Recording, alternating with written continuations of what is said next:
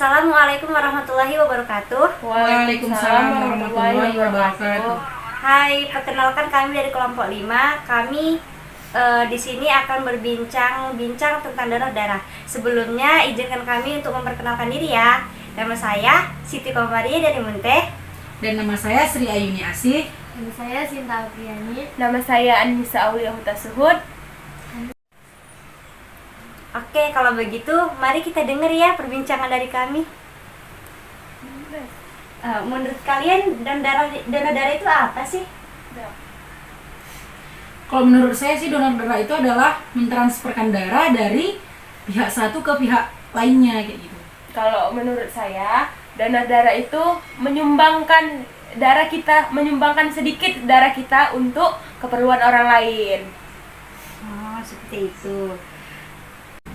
Bagaimana sih yang kalian ketahui proses donor darah itu? Yang saya ketahui itu prosesnya yang pertama kita harus melakukan registrasi terlebih dahulu. Biasanya setelah registrasi itu selesai dan berhasil, kita juga ada yang saya ketahui pemeriksaan kesehatan. Oh, pemeriksaan kesehatan itu memang penting lah ya, Iya. kan? Entah ada penyakitnya atau apa, nggak bisa donor darah ya kan. Nah, setelah itu kan, setahu saya itu langsung donor darahnya. Habis setelah donasi donor darahnya langsung lah terakhirnya itu kita istirahat. Karena memang istirahat itu kan diperlukan agar tidak terjadi efek sampingan lebih dalam. Jadi menurut kalian efek dari donor darah itu apa sih? Yang saya ketahui efek dari donor darah itu adalah menyebabkan bekas memar di bekas suntikan. Lalu yang kedua menimbulkan rasa nyeri. Bisa juga si pendonor itu kehilangan kesadaran atau pingsan. Oh, banyak juga efeknya ya kan? Iya. Nah, dari pengalaman saya dapat sih, kenapa sih ada seorang pendonor yang ingin mendonorkan darahnya kepada seseorang namun itu ditolak? Kenapa sih kalau kalian tahu? Nah, itu bisa jadi karena pendonor tersebut mempunyai penyakit tertentu seperti penyakit diabetes, kanker, dan penyakit jantung. Nah, iya saya juga pernah dengar itu mereka yang mempunyai penyakit tertentu tidak bisa mendonorkan darah. Ada juga seperti masalah paru-paru, gangguan terhadap fungsi ginjal, dan tekanan darah tinggi atau rendah itu juga mempengaruhi bisa menolaknya donor darah. Oh gitu ya. Udah gitu kan, ada lagi kalau misalnya itu ditolak karena dia menderita epilepsi atau kejang-kejang. Kalau misalnya kejang-kejang kayak mana mau didonor ya kan? Iya. Nah, terus kan tadi udah kita bahas efeknya. Sekarang bagaimana keuntungan dari donor darah? Kalau menurut saya ya, donor darah itu dapat membantu mengurangi resiko terjadinya penyumbatan arteri, sehingga kalau kita donor darah, aliran darah kita itu lancar, jalannya lancar gitu. Menurut saya itu salah satu keuntungannya. Terus ada lagi tuh dapat mengurangi resiko terkena serangan jantung gitu. Oh, berarti manfaat donor darah itu sangat banyak sekali ya? Iya, makanya itu ayolah kita kan donor darah. Nah, jadi kan pembahasan kita ini sudah cukup jauh, sudah cukup mendalam. Jadi saya mau nanya nih, bagaimana sih kondisi si pendonor darah itu setelah donor darah? Bila seseorang itu mendonor darahnya gitu kan, tubuhnya itu akan menggantikan volume darahnya itu dalam waktu 48 jam. Dan selama waktu itu semua sel darah merah akan hilang, benar-benar tergantikan gitu. Nah, jadi sel darah merah itu akan kembali pulih itu dalam waktu berapa lama? Itu kalau nggak salah 4-8 minggu ya. Oh iya, lama juga ya waktunya. Lumayan sih.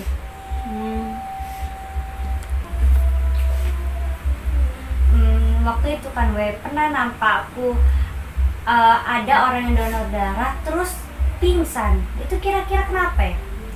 Yang saya ketahui ya, setelah donor darah terdapat cairan yang berkurang. Nah, maka dari itu, dengan cairan yang berkurang itu, makanya kita bisa menjadi lemas, berkunang-kunang, dan pingsan.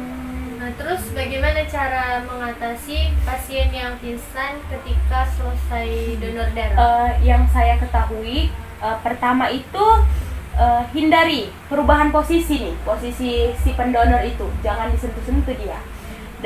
Terus berbaring dengan kaki diposisikan lebih tinggi dari jantung. Yang ketiga itu mengkonsumsi lebih banyak air putih atau makanan manis. Baru yang keempat itu bisa dengan istirahat yang cukup. Maka baru setelah itu agar tidak terjadinya pingsan, kita makan berat maksudnya makan nasi, pokoknya makanan-makanan yang berat itu sebelum donor darah. Itu isi yang aku ketahui gitu. Begitu ya sih, bisa jadi pusing, Iya. lemas gitu. Nah, makanya kan kalau kita tidak mengkonsumsi makanan berat sebelum donor darah akan menjadikan pusing, lemas, makanya dia kehilangan cairan Iya, gitu. Begitu ya, ternyata lumayan ngeri ya. Tapi Iya. demi untuk menyelamatkan nyawa orang, kita juga harus tetap mendonorkannya kalau memang bisa Iya, mendonorkannya. Oh iya, Wi. Kita kan udah dari tadi nih membahas tentang donor darah. Nah, kalau saya sih pribadinya ingin tahu gitu golongan darah teman-teman apa sih Oh. kayak gitu. Kalau saya Luan ya. Kalau saya sih golongan darahnya dulu waktu SD dicek B. Kalau kalian? Kebetulan kalau pas waktu itu dicek, golongan darah saya AB+. Oh, AB+. Kalau saya sih B, sama ya Sa. Kita Iya. sama ya Sa. Hebat. Kalau Sinta? Oh, positif. Oh, positif. Kuat itu orangnya loh katanya. Katanya pun kalau O ini bisa mendonorkan ke semua. Tapi dia di si O ini hanya mendapatkan ya dari golongan darah O. Iya betul. Tapi harus Jadi- juga Jadi Sinta harus jaga kesehatan ya sih. Iya. Iya, memang harus. Iya, biar bisa donor darah ke orang lain. Bilang tadi kan, ternyata banyak juga ya Iya. manfaatnya untuk donor darah ini. Untuk kita maupun untuk pendonor maupun untuk yang didonorkan. Efek-efek sampingnya pun juga kita tadi tahu. Terima kasih ya teman-teman atas ilmunya pada hari ini. Sama-sama Kak Maria. Oke teman-teman, setelah melihat video kami, semoga teman-teman juga dapat memetik ilmu. Oke, demikianlah podcast seru dari kami. Kami akhiri. Wassalamualaikum warahmatullahi wabarakatuh.